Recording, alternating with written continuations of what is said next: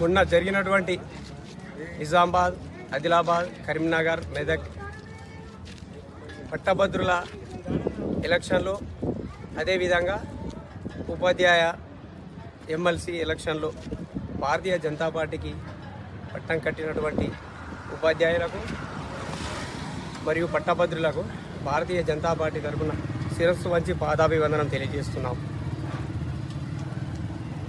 ఈరోజు రాష్ట్రంలో కాంగ్రెస్ ఇచ్చినటువంటి ఎటువంటి హామీలను కూడా నెరవేర్చకుండా ఒక తుగ్లక్ పరిపాలన సాగిస్తుంది. ఈ పరిపాలనకు చెంపపెట్టు దెబ్బ లాంటిది ఈ ఎమ్మెల్సీ ఫలితాలు. ఉపాధ్యాయులు, గ్రాడ్యుయేట్లు మేలుకున్నారు. ఇక తరువాయి సామాన్య ప్రజలు కూడా మేలుకుంటారు. రానున్న రోజుల్లో కాంగ్రెస్ పార్టీకి తగిలేవన్నీ ఎదురు దెబ్బలే. ఈరోజు దేశంలో చూసినట్లయితే ఒక నరేంద్ర మోడీ గారి మచ్చలేని పరిపాలనను చూసి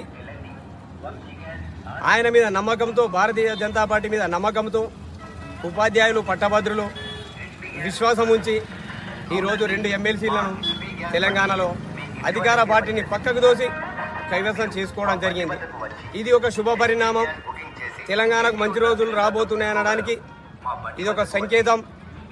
రేపు స్థానికంగా ఏ ఎలక్షన్లు వచ్చినా భారతీయ జనతా పార్టీ ఇదే ఫలితాలను పునరావృతం చేస్తుంది. దీనికి కష్టపడినటువంటి భారతీయ జనతా పార్టీ కార్యకర్తలకు పేరు పేరున శిరస్సు వంచి నమస్కారం తెలియజేస్తున్నాను. భారత్ మాతాకి జై.